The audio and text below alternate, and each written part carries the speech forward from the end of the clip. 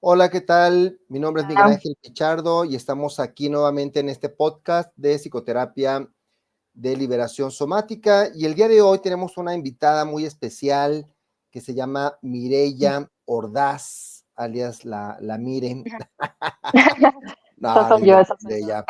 Oye, Sí. Mireya, pues bueno, Mireya, ella es psicóloga, también es psicoterapeuta somática, tiene una amplia experiencia en temas que tienen que ver con violencia de género, maltrato, o sea, todo ese tipo de monerías que los mexicanos no las sabemos muy bien. Los hombres, las familias, pues manejamos nuestra moneda corriente, ¿no, Mireya? Sí, sí, es el pan del día a día, ¿no? En el contexto mexicano, un poco.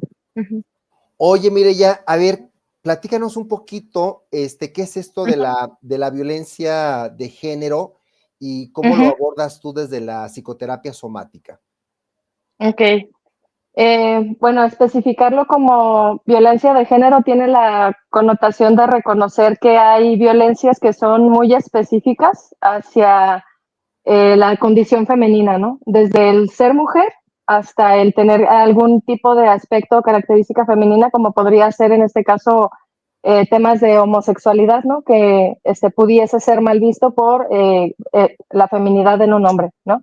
Entonces creo que en este sentido, pues lo que trata de abarcar el estudio de toda la violencia de género es de dónde parte esta violencia y por qué se ejerce esta violencia que es tan específica hacia el género femenino. Entonces, pues sí, o sea, parte de mi historia de vida, ¿no? Que me llevó también como a estudiar estos temas, experiencias personales que han sido muy compartidas también con personas a quienes he acompañado, no solamente mujeres, sino también hombres que han vivido violencia de género de alguna manera o que la han replicado, ¿no? Entonces, pues, no sé, creo que la vida de cierta manera como que me fue facilitando el que yo me metiera en esas áreas, ¿no? Con trabajos específicos que llegué a tener, de cierta manera no lo pedí, como que la misma vida me fue orientando hacia allá. Y yo sabía pues que sí era un campo en el que yo quería trabajar, por temas, vuelvo a mencionar, como más personales y que me ayudaban como a empatizar mucho con esa población y a entender un poquito más de lo que es vivir la problemática desde dentro, ¿no? Oye, Mireya, Uh-huh. o sea, tú cumples un poquito con esto que nos decían cuando entramos a estudiar la carrera de psicología y nos decían, tú quieres estudiar psicología porque seguramente traes algún tipo de problemas, ¿no? Y uno cuando se adentro, Sí. Ajá. dices, pues, ¿quién no? Pero aparte cuando Uh-huh. ves ahí esta área de psicopatología, pues, te andas colocando todos los chalequitos, ¿no?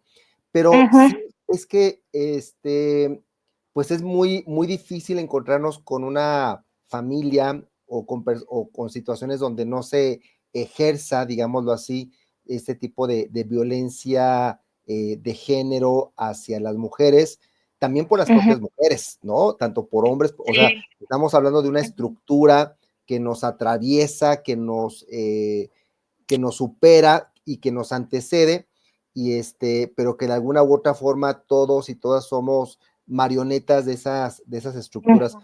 Pero entonces tú sí cumples Sí. con ese criterio de decir, a ver, aquí hay un tema personal Sí. y familiar que es, voy a hacer mi tesis de mi familia, ¿no? Casi, casi. ¿Cómo, cómo empezaste a ver esta parte, de tu historia y y la psicología?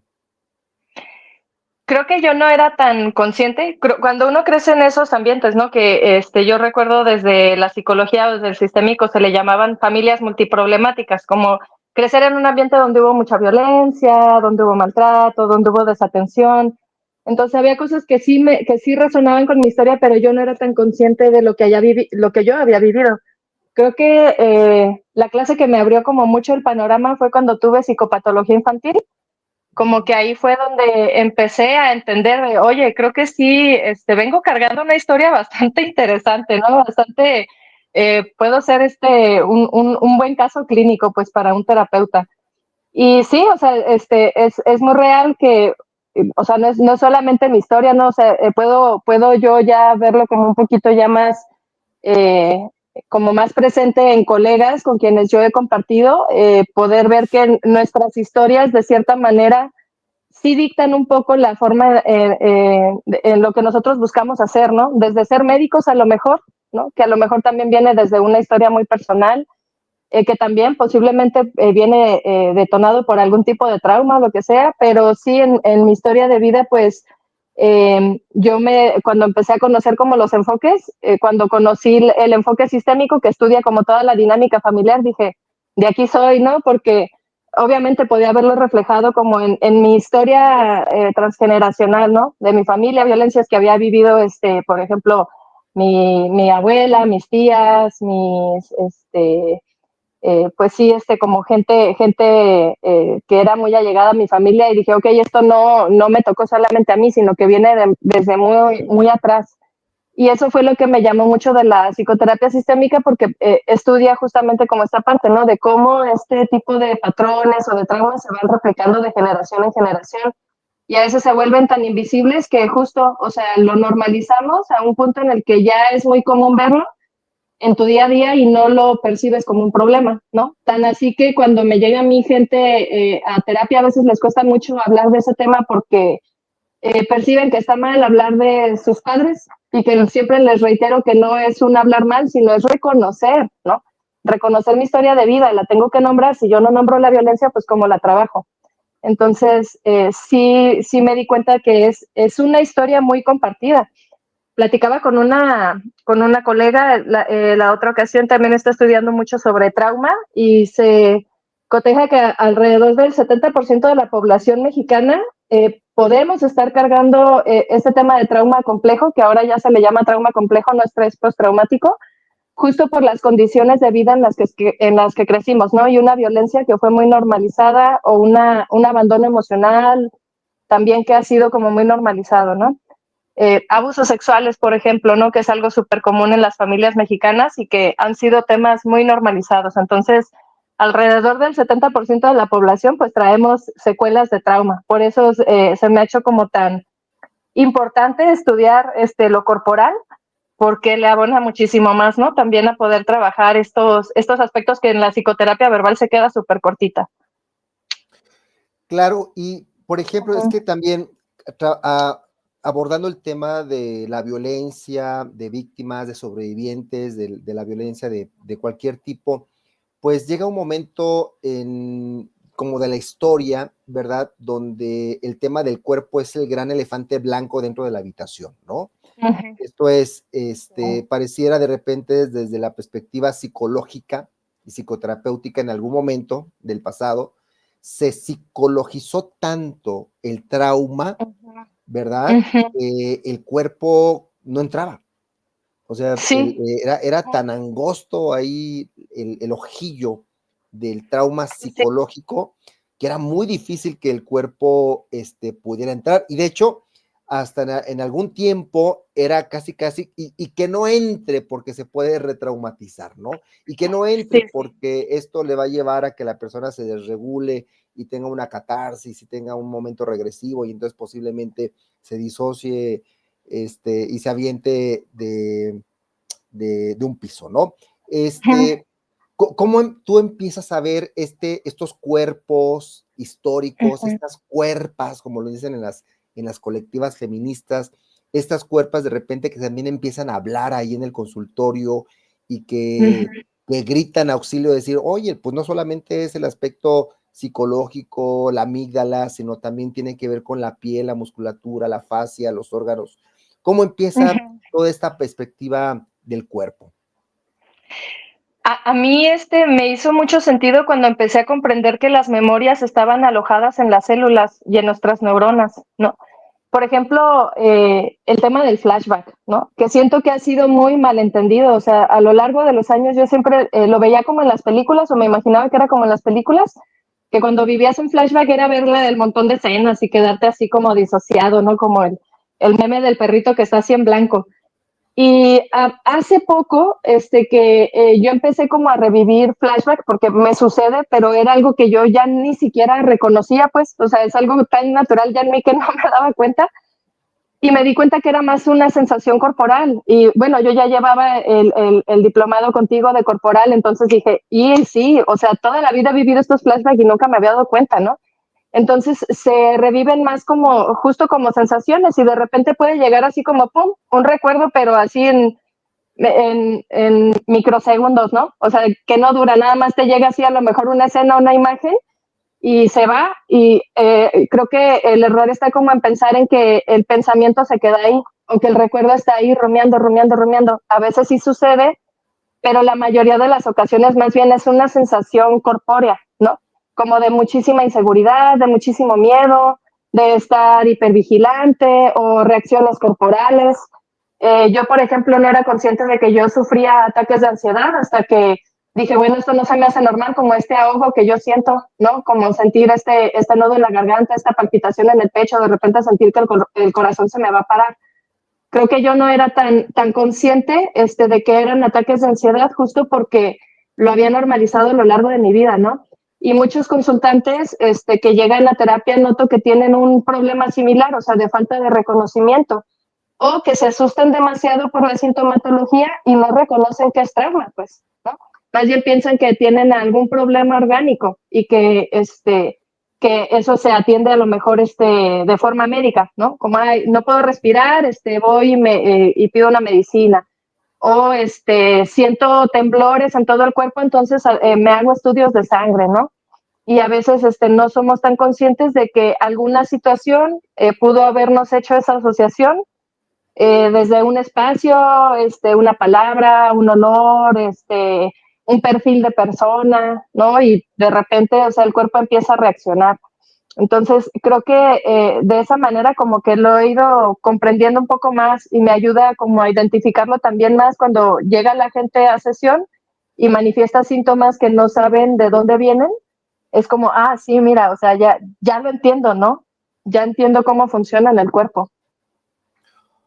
Oye, y eso que me platicas es muy interesante porque entender, digamos, esta perspectiva del sistema nervioso y cómo opera en nuestro cuerpo, cómo se manifiesta muchas veces también en nuestro psiquismo, como desde esta perspectiva somatopsíquica, ¿no? O sea, no es solamente de la mente hacia el cuerpo, sino que también el cuerpo tiene su propia vivencia y esa vivencia muchas veces puede estar a nivel subcortical, o sea, como algo como antes se le llamaba subconsciente o inconsciente, o sea, puede operar en el presente a nivel subcortical sin que la persona se dé cuenta, porque existe un nivel también de desgaste, ¿no? De carga alostática, le llaman los fisiólogos, en esta parte de nuestro sistema nervioso, ¿no? Entonces, esto supone un tratamiento también especializado, una escucha, podría ser también como un tipo de sororidad por parte de la terapeuta. Esto es, no todos ni todas las terapeutas prestan oídos empáticos y sensibles a temas de violencia. De hecho, puede haber hasta actitudes, digamos, en el ámbito profesional donde interpreten o la persona diga, pues fue tu culpa, o seguramente tú lo estabas provocando, o pues ¿por qué sigues ahí si te siguen maltratando? O sea, hay una serie también ahí de mecanismos que están operando en el paciente, pero también hay una falta de formación en los terapeutas, en las psicólogas, para escuchar también ese tipo de relatos y llevar a cabo una atención adecuada, ¿no? ¿Tú cómo ves esto? Sí. Sí, siento que requiere una sensibilidad muy específica, poder acompañar traumas y situaciones de violencia, sobre todo la violencia de género, ¿no? Por casi siempre, o sea, cuando me han caído chicas que viven violencia de género, lo vivieron en la infancia, o sea, también, o sea, es como la secuela del trauma también, ¿no? Y creo que por este tema de la indefensión aprendida, en el que llega cualquier víctima que estuvo como en un entorno como muy espaciado de violencia o de mucho estrés, podemos desarrollar esa indefensión aprendida que justamente me lleva a ya no buscar salida, no buscar alternativas. Entonces, cualquier cosa que sea menos grave, a lo mejor que mi papá violento, ¿no? Que llegaba alcoholizado, digo, ay, mi novio me maltrata, pero por lo menos no es mi papá, ¿no? Como que hay una parte en la violencia de género que minimiza mucho el daño, justamente porque en algún momento se sentían como más desprotegidas, ¿no? Entonces, es fácil que recaigan en situaciones de violencia justamente por el tema de la indefensión aprendida, y creo que hay acompañantes, desde terapeutas, psicólogos o terapeutas holísticos o coaching o lo que sea que esté acompañando seres humanos que a veces no tienen como este tacto para reconocer cómo funciona ese trauma en la víctima, ¿no? Y por qué la persona no puede alejarse de su ciclo violento. Y es justamente que en muchas ocasiones ya intentaron salir de ese entorno y por pocas posibilidades, vulnerabilidad desde económica, social, familiar, pues no pudieron hacer nada para rescatarse en ese momento. Entonces es difícil que uno perciba que hay una salida cuando tus circunstancias siempre han sido como muy adversas. Y sí, cuando estás acompañando así a una persona que sabes que está viviendo violencia y repito, o sea, no solamente la vivimos las mujeres, también me ha tocado acompañar a hombres, ¿no? Que viven violencias y es similar, pues no solamente la violencia de género tiene características muy específicas, pero justamente lo que les detiene es pensar que no se puede aspirar a más allá, ¿no?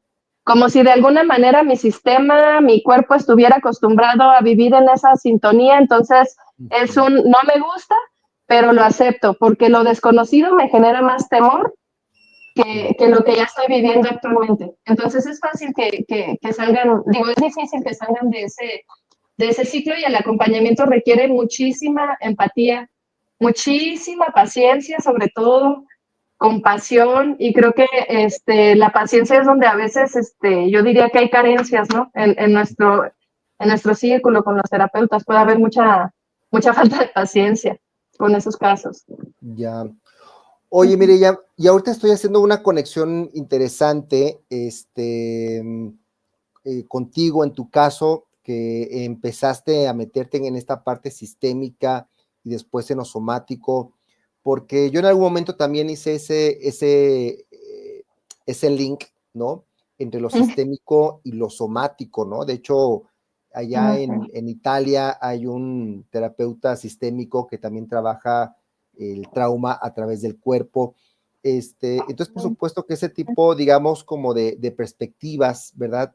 En algún aspecto están muy vinculadas, estrechamente vinculadas. ¿Tú cómo integras esta perspectiva sistémica? Pues porque trabajas con los sistemas sociales y familiares del paciente, y por otro lado también trabajas los sistemas corporales, ¿no? ¿Cómo has visto esa conexión entre estas dos perspectivas? Yo siento que a mí me ha ayudado mucho como a resignificar el problema, a tratar de buscar esa raíz, ¿no? Desde dónde se gestó, porque hay mucha culpa, o sea, mucha sensación de culpa en una víctima, no se diga las víctimas de abuso sexual, ¿no? Pero en una víctima de violencia, sobre todo, pues, violencia de género, casi siempre hay mucha culpa y mucha vergüenza hablar sobre la situación, porque es un reconocer que hay una parte de mí que sabe que también está siendo un actor partícipe en las violencias que yo estoy viviendo, ¿no? O en las cosas que estoy permitiendo vivir, que me estoy permitiendo vivir. Entonces, como que empezar a desenmarañar todo el ámbito, sobre todo el familiar, ¿no? Pero no solo el familiar, pues obviamente contextual, social, etcétera. Empezar como a nombrar justamente esas violencias que en su momento, pues cuando éramos pequeños a lo mejor no eran tan visibles porque apenas estábamos conociendo el mundo, porque dependíamos de personas para poder conocer ese mundo, y estas personas no nos supieron como prevenir, ¿no? O no supieron enseñarnos autocuidado, o no supieron cómo manejar a lo mejor situaciones de índole problemática, que de alguna manera pues nos vulneró mucho a que esa parte de nuestra existencia pues se viese como algo que es muy normalizado.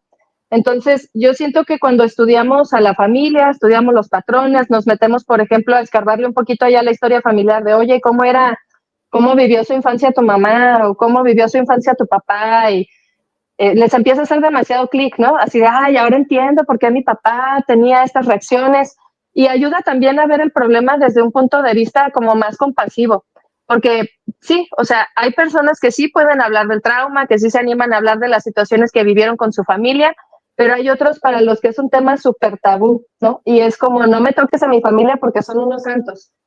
Y en el momento en el que empiezas como a nombrar el conflicto, empiezan a ver el conflicto de una forma diferente. Se animan a lo mejor a hablarlo un poco más, se animan a lo mejor a ver de forma más compasiva a su mamá o a su papá, y ya no tal vez desde el odio, sino desde una escucha más amorosa, ¿no? Y comprender también el por qué actuaron como actuaron, sin justificar obviamente, pero sí nos lleva como a entender un poquito más el por qué yo desarrollé esto, ¿no? Más que a lo mejor como culparme y juzgarme por el cómo yo recibí esa información y cómo la he estado proyectando en mi presente. Tocas un tema, me parece muy importante, que es el de la culpa y el hablar mal de nuestra familia. Y más aún si ya murieron, ¿no? O sea, hay como todo Sí. un halo, un tabú, donde en el momento en que alguien muere ya se convierte casi casi en santo, ¿no? O sea, hay una, me parece que también es un mecanismo de defensa en esta parte como una idealización, pero más allá de esa idealización, también hay otros mecanismos donde uno puede tender a justificar, ¿no? En la idea de que obviamente mis papás me dieron lo que tenían y como pudieron, bien o mal. Y, el tercer mecanismo mucho más emocional es esta parte donde dice, pues no puedo hablar mal de mis papás porque esto me genera un conflicto interno moral, donde si yo hablo mal es traicionarlos, donde si yo hablo mal, yo soy un mal hijo, soy un mal agradecido, sabiendo todo lo que pasó con mis padres, pero entonces eso que nos guardamos, que nos callamos, que nos tragamos, pues se va a nuestros intestinos y entonces eso que callamos nos enferma también emocional y físicamente, ¿no? Sí, sí, siento que se ha malentendido mucho el tema de sanar, se ha confundido mucho con evadir, ¿no? Entonces, creo que ahí es donde pasan este tipo de situaciones, donde nos queremos brincar ese abismo donde es mucho dolor, porque es atravesar nuevamente mi trauma y las situaciones que me dolieron, y yo ya quiero estar del otro lado, ¿no? Entonces hay gente a lo mejor que se quedó acá, que empezó en el conflicto y se brincan directamente a ya perdoné todo, ya estoy bien con todos y no pasa nada y yo ya lo resignifiqué y aprendí de la situación. Pero ¿dónde estuvo esta parte donde acompañaste el trauma? Pues? ¿Donde realmente lo escuchaste? ¿Dónde lo abrazaste? ¿Dónde lo lloraste? ¿Dónde lo compartiste? ¿Dónde lo pudiste explorar en un espacio seguro? O sea, generalmente la gente se brinca o se quiere brincar esta etapa, ¿no? Y es creo que lo que llega a generar todo este tema de justo de la somatización, porque como no lo estoy hablando, no lo estoy expresando, mi cuerpo sí. Yo me acuerdo, por ejemplo, que yo tenía como muchos problemas gastrointestinales, ¿no? Yo hasta juraba que en algún momento me iba a dar cáncer de colon, toco madera, que obviamente no lo deseo, pero sí, o sea, desde los 12 años mi sistema gastrointestinal dejó de funcionar de una forma regular y apenas hace 2 años, yo creo, que ya siento que soy una persona normal, ¿no? Y eso me ha dado una calidad de vida súper distinta a la que he llevado la mayor parte de mi vida. Y era justamente por el tema de evadir, ¿no? Era un no hablar el trauma. No expreso el trauma, no lo hablo, si no lo veo, hago como que no está y no me hace cosquillas, ¿no? Pero sí se proyectaba en otras cosas. Creo que ya más bien fue como un estar viviendo experiencias que dije, no sé qué está pasando, no sé por qué me está sucediendo esto, pero era como un estar proyecte y proyecte situaciones que a mí me habían ocurrido, ¿no? Más pequeña. Entonces, como que ahí fue cuando me di cuenta de lo grave que puede ser no trabajar un trauma, ¿no? Porque podemos normalizar vivir mal, podemos normalizar que mi cuerpo se está enfermando una vez al mes, o podemos normalizar 1000 dolencias que no sabemos de dónde vienen, pero en el momento en el que tu situación psicosocial, de pareja, de amistades, de trabajo, de todo, te empieza a bombardear y te dice, hey, mijita o mijito, pues aquí hay algo que no has estado trabajando, algo que no has estado evadiendo, ahí es cuando o sigues haciéndote tonto, pues, o te enfrentas y lo trabajas, ¿no? Yo creo que lo dices, lo dijiste muy bonito, Mireya. Hay tres momentos: el conflicto, el trabajo y el perdón. Uh-huh. Y dices, bueno, Uh-huh. hay personas que entran en el conflicto, pero un impulso como por ya no entrarle al trabajo es te perdono, ¿verdad? Ujú. Hay personas que se pueden quedar en el conflicto, ¿no? O Sí, sea, eternamente, como en un bucle. Hay personas que sí, se pueden quedar en el trabajo, o sea, que lo hablan mucho, lo trabajan mucho, pero no dan el paso al perdón, ¿no? O sea, sí. ni perdón fácil, ni tampoco quedarte eternamente en el conflicto o el trabajo sin solucionarlo, ¿no? Ujú, Entonces, ahí en medio hay como una parte, me imagino yo, como de saber acompañar al paciente, o sea, en qué momento el ujú. paciente está, pues de alguna forma resistiéndose a entrarle al tema, en qué Sí. momento el paciente ya puso su casa de campaña en el tema y dice, de aquí no me sacan y aquí me quedo, en qué Ujú, momento el paciente dice, no, ya, en 2 sesiones, 3 sesiones, ya perdoné y ya, soy una persona, pues no sé, iluminada, que pude perdonar y ya resignifiqué, ¿no? O sea, yo creo que esto que ujú. dijiste hace rato de la paciencia es bien importante, más en este momento de Sí. nuestra vida donde queremos que todo sea rápido, ¿no? Entonces, ahí hay temas que no, o sea, el psiquismo no tiene el mismo timing que nuestra vida tan ajetreada. Ujú. Sí, sí, sí, y la verdad es que no existe como un factor, o sea, porque yo creo que todas las personas trabajan muy diferente. Me ha tocado desde quien dice, yo le entro, ¿no? Y empiezan a trabajar y trabajan súper bonito y trabajan súper bien y los ves resignificando muchísimo, hasta quienes todo el tiempo evaden, ¿no? Y es difícil como ayudarles a trabajar esa parte y a mí me toca ser muy compasiva y decir, si no es tu tiempo, si no te sientes lista, si no te sientes segura, no pasa nada, o sea, ahorita podemos trabajar otras cosas, de todas formas todo el trabajo que tú hagas le va a abonar, ¿no? Si en algún momento quieres tocar el tema, se puede tocar, y si nunca lo quieres tocar, también está bien, o sea, es tu propia experiencia, ¿no? Tú eres quien va a dictar también lo que tú sí quieres trabajar y lo que no quieres trabajar, pero sí no podemos como forzar demasiado, ¿no? En algunas ocasiones creo que yo sí de repente como que buscaba animarlos, ¿no? De mira, es que si trabajamos esto, vas a empezar a notar que sí estás haciendo algo distinto a lo que venimos haciendo, ¿no? Y hay gente que sí tiene como mucho recelo a entrarle, entonces pues también desde ahí apagar tu ego un ratito, ¿no? Tu necesidad terapéutica y reconocer que la persona lleva su pauta y la persona es quien te va a dictar como ese ritmo, ¿no? Desde quien trabaja súper rápido hasta quien se tarda muchísimo o gente que se lleva así como por periodos y que creo que también está bien. Sí, Uh claro. -huh, Oye, uh -huh. Mireya, y hay un tema ahí que a mí me parece muy importante abordarlo, que es el tema de los secretos y el cuerpo. Porque claro, cuando uno se encuentra inmerso en todo este tema de violencia y viene todo el tabú hacia los padres o hacia la familia, y entonces nos callamos y nos guardamos esos secretos, ese guardarse el secreto se guarda en una parte de nuestro cuerpo y genera estragos y se pudre y empieza a generar dolor y procesos hasta inflamatorios y hasta autoinmunes en muchas ocasiones, ¿no? ¿Tú cómo ves ese tema del secreto y el cuerpo?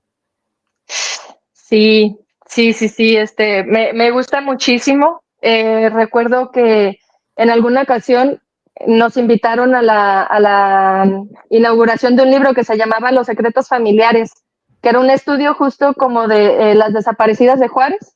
Estaban estudiando a las desaparecidas de Juárez, pero en los estudios que empezaron a hacer con las familias se dieron cuenta de que había chorrocientas mil historias de abuso sexual en la familia, ¿no? Y era un tema que no, pues no se estaba visibilizando, no se estaba hablando.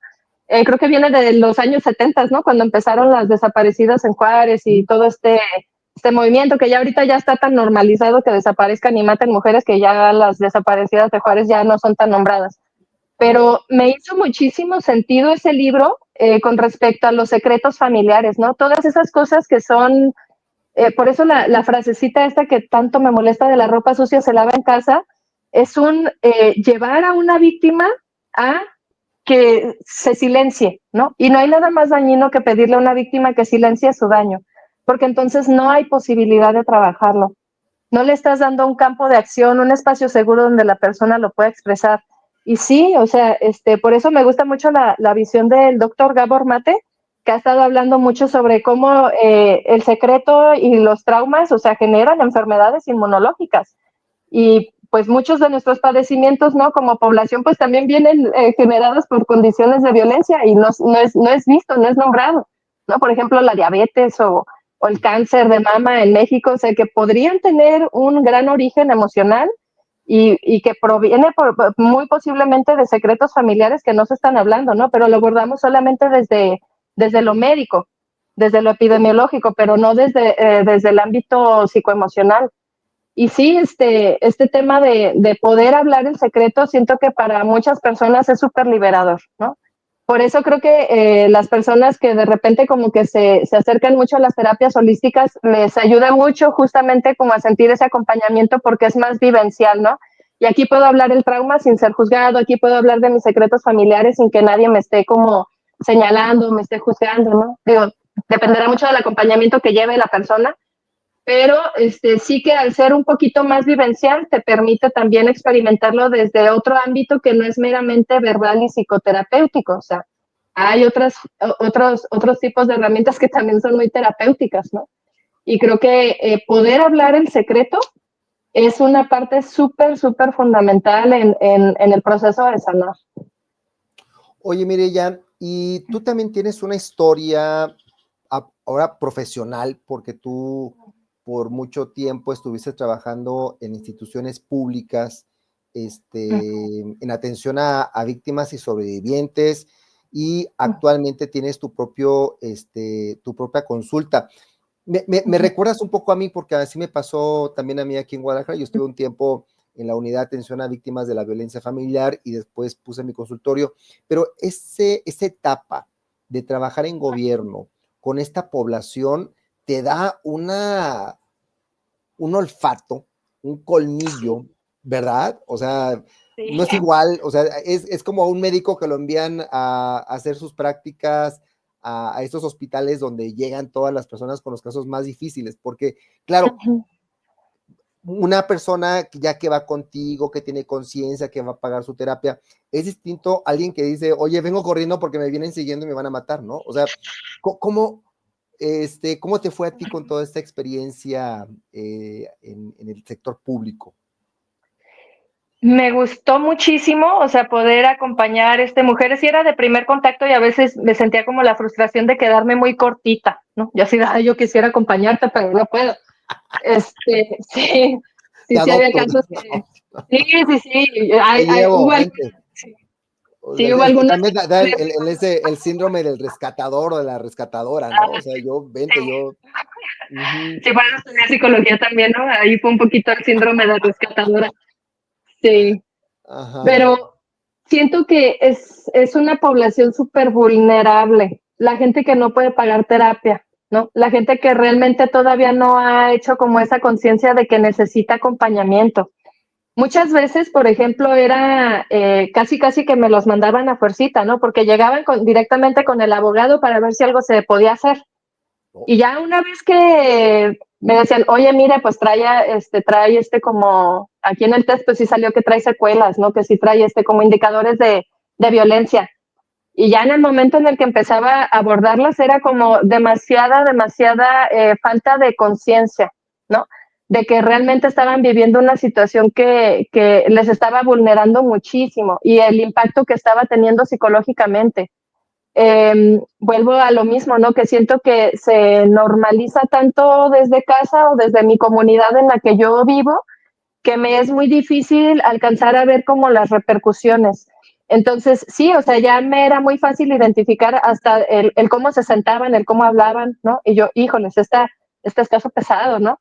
O, o cosas de repente ahí que sabes que no quieren hablar y nomás les presionas poquito y pum, se sueltan, ¿no? Ajá. Entonces, sí, o sea, sí me ayudó como también a darme cuenta de que sí tenemos realmente un problema de violencia de género, ¿sí? O sea, que no es una exageración por parte de las feministas, sino que realmente tenemos un problema muy grave en términos de violencia de género en el país y que es una población que está súper vulnerable y desatendida, porque la mayoría pues son amas de hogar, ¿no? O sea, que no tienen la posibilidad también como de tener una remuneración económica, que se dedican 24/7 al cuidado a veces no solamente de los hijos, sino incluso de papás enfermos. Y, o sea, hay muchas situaciones que evolucionan y que hacen que, o sea, que provocan que tengan muchas menos posibilidades de buscar ayuda, ¿no?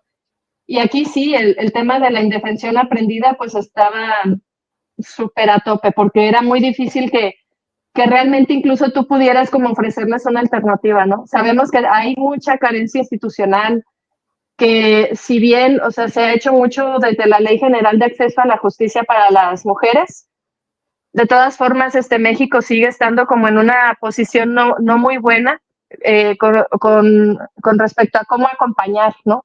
Y sobre todo cómo prevenir, porque creo que pues, lo importante es la prevención, pero acompañar a mujeres que son víctimas de violencia es un tema súper complejo y requiere de muchísimo apoyo, no solamente psicoterapéutico, requiere mucho apoyo institucional, apoyo legal, y a veces en lo legal es donde la gente pues se desespera y se agota y mejor se quedan en donde están porque es tan lento y no hay garantía de protección hacia la persona que pues sí, a veces pues estamos atados de manos, ¿no? Para poder ayudar genuinamente. Ya.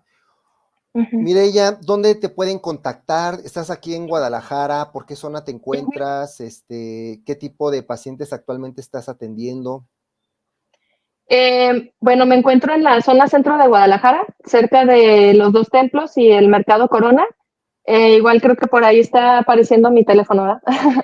Igual si me pueden, si gustan, me pueden mandar WhatsApp. Se me hace más fácil agendar desde ahí que por redes sociales, porque luego hay muchos nombres similares. Pues me especializo básicamente en el acompañamiento con trauma complejo, violencia de género, abuso sexual, psicoeducación también, gestión emocional. Y pues creo que son como mis temas más fuertes, pero pues también me gusta, por ejemplo, mucho acompañar terapia de pareja.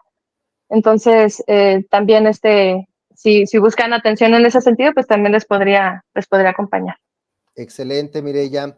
Bueno, pues antes de ir finalizando, quiero recordarles que estamos aquí en Alter Soma. Tenemos ahí nuestros entrenamientos en el método Alter Soma, presenciales y online, que tiene pues, todo lo que tiene que ver con la psicoterapia de la liberación somática.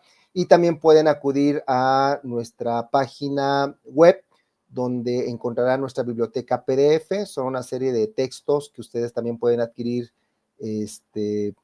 por PDF, se los enviamos por WhatsApp.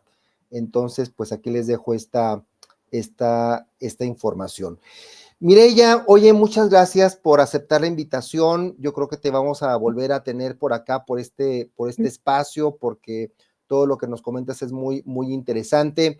Y bueno, yo creo que poco a poco vamos también a ir acotando y profundizando en algunos aspectos, ¿no? Yo creo que ahí hay mucho que tejer, mucho que surcir en torno al tema de la violencia de género, que aparte es uno de los temas que a mí me han interesado, me han fascinado por mucho tiempo, y yo creo que sí necesitamos cada vez más psicólogas como tú, psicoterapeutas como tú, que están brindando este servicio privado, pero también social, con esta sensibilidad, con estas aproximaciones, y más sabiendo que tú también vienes de contextos como todos y todas, el 70% de la población en México venimos de esos contextos, y el tener, digamos, también el estómago para trabajar con estos temas, ¿no? Sí, hay que tener estómago para esto. Sí. Muy bien, Mireya. Oye, pues muchas gracias. Pues vamos a finalizar esta sesión. Síganos en nuestras redes sociales. Por favor, denle like, suscríbanse, compartan y nos vemos en el siguiente capítulo.